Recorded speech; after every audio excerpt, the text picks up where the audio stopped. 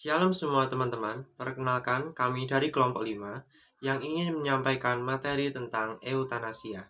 Sebelum masuk ke dalam materi, perkenankan kami untuk memperkenalkan diri kami terlebih dahulu.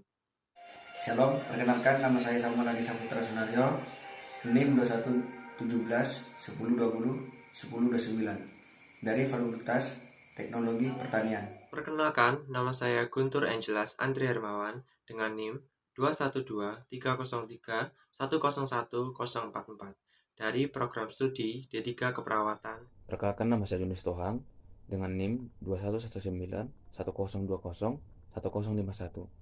Saya dari Prodi Teknik Elektro. Perkenalkan, nama saya Yusuf Ramstamba dari Prodi Perencanaan Wilayah Kota dengan NIM 211910501060. Perkenalkan, nama saya Lydia Putri Purnamasari dengan NIM 211810401017 dari program studi FMIPA Biologi. Pada dunia kesehatan akan selalu berkembang seiring perkembangan zaman. Semakin banyak penemuan yang dilakukan oleh ilmuwan untuk memperluas dunia kesehatan itu sendiri. Salah satunya adalah eutanasia. Istilah ini digunakan untuk menyebutkan untuk suatu tindakan proses kematian seseorang secara wajar. Kata eutanasia berasal dari bahasa Yunani, yaitu eu yang artinya normal, baik, dan thanatos yang artinya mati atau kematian. Jadi, secara etimologis, eutanasia berarti mati dengan baik. Dalam KBBI, eutanasia adalah tindakan mengakhiri kehidupan makhluk hidup yang mengalami sakit berat atau luka parah dengan sengaja. Di awal, kita sudah mengetahui dua jenis eutanasia, yaitu eutanasia aktif dan eutanasia pasif.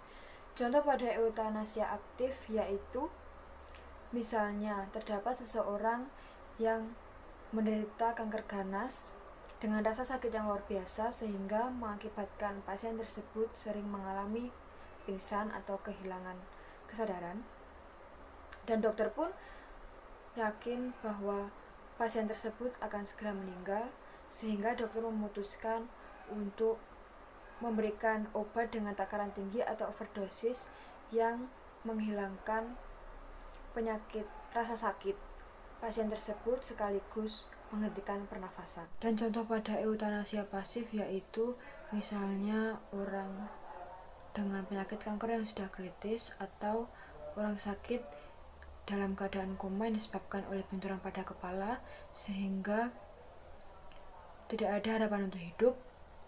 Hal ini dapat membuat dokter memberikan keputusan untuk memberhentikan pemberian pengobatan sehingga mempercepat kematian pasien tersebut. Jenis-jenis lain dari eutanasia yaitu yang pertama, eutanasia sukarela, yaitu kondisi di mana pasien meminta atau mengajukan sendiri untuk diakhiri hidupnya. Yang kedua, eutanasia non sukarela. Eutanasia non sukarela yaitu kondisi di mana pasien tidak menyetujui atau mengajukan untuk diakhiri hidupnya. Yang ketiga, involuntary euthanasia, yaitu kondisi di mana pasien meminta untuk diakhiri hidupnya melalui ekspresi. Yang keempat yaitu assisted suicide atau bisa dikatakan proses bunuh diri yang dibantu oleh pihak lain. Misalnya, apabila seseorang menderita penyakit tersebut memberikan suatu petunjuk atau informasi untuk meminta pertolongan untuk diakhiri hidupnya.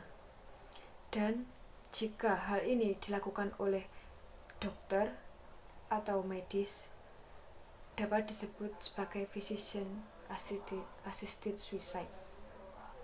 Yang kelima yaitu eutanasia dengan aksi sengaja yang dapat menyebabkan kematian seseorang.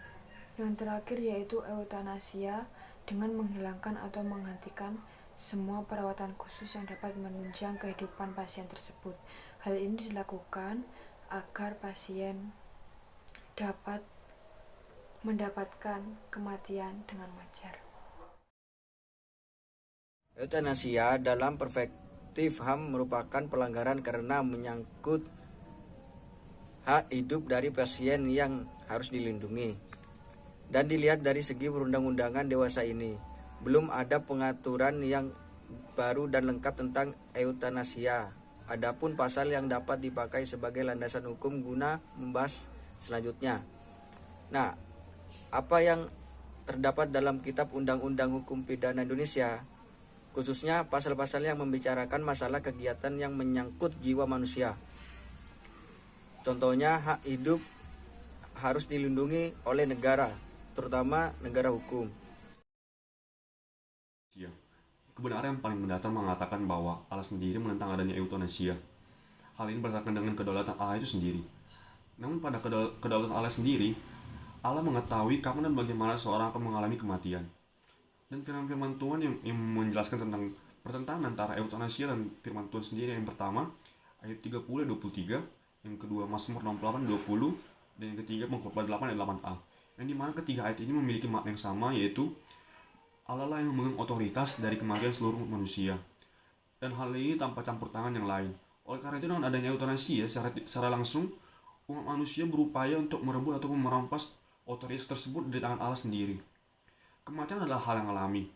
Kadangkala Allah mengizinkan seorang untuk menderita lebih lama sebelum menjemput kematian, dan di lain waktu Allah mengizinkan seorang untuk mengalami waktu yang lebih singkat dalam penderitaan. Tidak seorang pun menyukai adanya penderitaan, namun tidak berarti bahwa kita memutuskan seseorang sudah siap untuk mati ataupun tidak. Namun di waktu yang bersamaan, Alkitab tidak memerintahkan kita untuk melakukan segala sesuatu untuk mempertahankan hidup seseorang. Jikalau seseorang tersebut hanya hidup dengan bantuan alat ataupun mesin yang menyokong hidupnya, maka bukan hal tidak bermoral jika kita mencabut atau mematikan alat tersebut dan membiarkannya berpulang kepada Allah. Terima kasih teman-teman sudah menonton video kami atau video presentasi ini mulai awal sampai akhir mengenai eutanasia. Kami dari kelompok 5 mohon maaf bila ada kesalahan kata atau salah penyampaian dalam materi ini. Shalom, terima kasih teman-teman.